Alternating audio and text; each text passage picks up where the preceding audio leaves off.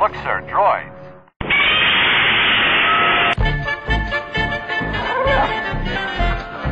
Hey guys, this is Josh, coming back for the next week of Daily Star Wars Collecting, and I really appreciate everything you guys did this past week, introducing yourselves. It was a lot of fun. I learned a lot about you guys, and it was very funny and entertaining, and really looking forward to moving this channel along. So we added a few people during the week, so we'll have 2 people posting every day, except for Monday, just because I wouldn't want to cross with somebody if they didn't have time on Monday to meet my topic, to get to see the topic before I post it. But so you guys did a great job. The first week really kicked off. We have over 50 subscribers in the first week. I mean, that's kind of rare unless you're a celebrity or something. So I mean, to just start from the ground up like this, you know, it was really good. The Star Wars community is really great. But so what I wanted to do is start off with some collecting news. And for years, we've been getting lots of Star Wars spin-offs. We've been getting crossover with Transformers and Galactic Heroes and all these different things. And finally, something I can relate to. Pringles. Star Wars Pringles crossover, where we can get Boba Fett Barbecue, Skywalker Sour Cream and Onion, and Darth Vader Original. They gave up on the trying to be alliterative, but so I saw these in the store, and I haven't had Pringles in a few years, but I thought, well, I'll go ahead and pick a few of those up. And I'm not going to be I knew a guy actually who was a collector, and all he collected were Star Wars cookie jars and Star Wars food products. So from back in the 90s, they had all kinds of, like, I think Pepsi or one of the soft drink companies had done crossover with Star Wars for the movie releases. And so he bought every single pop can that had a different face of a different, you know, like Yoda and Stormtrooper and Darth Vader. And he had pop cans full of pop in them all over his walls. And he probably still has them. And he has just all kinds of food, bags of Doritos. I'm like, man, those things are going to get moldy. The food itself is invaluable. You know, after, you know, it's like with collecting, when you buy a Star Wars toy, the older it gets, the more valuable it is, because some people lose theirs, throw them away or whatever, so they become more rare over time, and like an antique or something. But when it comes to food, it loses value over time because it gets infested with bacteria and mold and bugs. And so I told him his house is really going to start stinking someday. But no, I just picked these up because I wanted a snack, and I thought that maybe I could increase my midichlorian level by eating Skywalker sour cream, and we'll see how it goes. Probably just increase my sodium and cholesterol, but this has been a really great week. Also, I had some other Star Wars, sort of kind of like a vlog here. I'll just start off talking a little bit about how my collection's going this week. Going to be getting the Landspeeder soon. Going to be doing hopefully a review on comparing the Landspeeder to the old one and stuff like that. And also this week I was talking to a friend of mine at work who I was telling him about my Star Wars channel, about this collaboration channel. And he said, man, why do you collect Star Wars toys? First off, Star Wars is for nerds, and toys are for kids. What are you doing? You're wasting your money. You're wasting your time. And I said, well, you know, you wouldn't understand because you don't collect things. And he's like, yeah, you're right. I'm normal. And I said, well, don't you collect anything? Don't you have antiques? You know, I was going to say stamp collection. Do you collect magazines or comic books? Is there anything?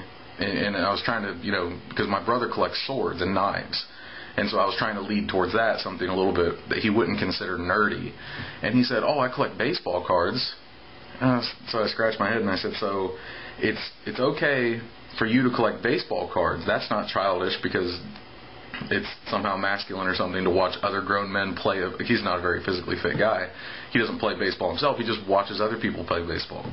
And so we got in this argument about, you know, why is it okay to collect some things but not others? And so we had a really interesting debate about it, and I thought I'd mention it to you guys.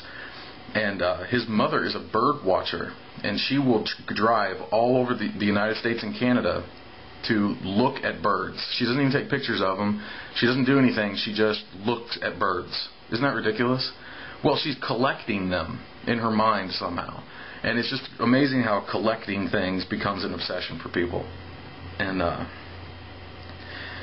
well, that's all I had to say about, you know, just personal topics for the week. But So this is the week's topic for you guys to talk about. And I want this to be a retrospective on the Saga Legends line of action figures. And so these are movie-based figures, that the ones that come with the dice and the battle game. And they also came with figure stands and a huge bag of guns. And as far as I can tell, all of the figures that were released for Saga Legends were repacks or repaints of earlier figures. I don't think they made anything new for these. But they tended to choose really high-end figures. Some of them were really great in case you missed them the first time around, like IG-88, Bossk, some really nice figures. And another great feature was that they were usually $2 or $3 cheaper than vintage collection figures. So even though they came with so many extras, you could get them for a decent price. And if they went on sale, like I was buying my 501st Clonetroopers through them, I'd get them for $4 each. That's cheaper than buying them on eBay, loose. And so it was really great. They had some drawbacks. The whole line is like they would sometimes pick an inferior version of a character, like the General Grievous figure was far inferior to the vintage collection version you could buy at the same time. And the version of Boba Fett that they picked was the one where you push down on his jetpack and it makes his arms swing up. And I don't like those action features, so I thought that was the worst Boba Fett they could have chosen. But we did get plenty of versions of Boba Fett for the vintage collection line, so it's not like that was all that big of a deal. But so what I want you guys to do is talk about the Saga Legends line of toys. And so which of these did you buy? If you've got them out, you don't have to dig them out or anything to show us, but line them all up and show us which ones, if you remember, which ones you got from the Saga Legends line. Talk about which ones were your favorites or ones that you wanted to get because you knew they were good, and which ones you didn't buy or the ones you bought and didn't like. So talk about the best and the worst of the Saga Legends line. Also, curious what you guys thought of the idea of them having a battle game where you roll the dice and you're supposed to play some kind of game. I didn't really understand it, and not that I don't really have anybody to play it with anyway, so I just kept all the dice. I figured I'd do like a diorama of like a tile wall made of dice with the different symbols on it. So the line overall I thought was really great. And I don't know what they're going to replace it with when they come around to it. They may just stick with the vintage collection toys, which I'd be fine with that too. But the Saga Legends was really great, especially if you needed weapons, because I've got probably 10,000 guns now. But just want you guys to go through the list, take a look at I'll put a list of all the figures down in the description, and you go through, and if you can remember buying them or remember seeing them in the store, which ones did you think were the best, which were the worst, and what were your opinions of the line overall? Was it a success for Hasbro? Do you wish they would do more stuff like that in the future? And so it's kind of an open-ended topic, so you can talk as long or as short as you want about it. Just talk about your favorite figure and end the video, or you can go into long detail about the best parts of the Saga Legends line. And so it's kind of open-ended. And then I'm just going to slowly start focusing the collecting topics, the discussion topics, down to talking about little nuances of collecting of our hobby.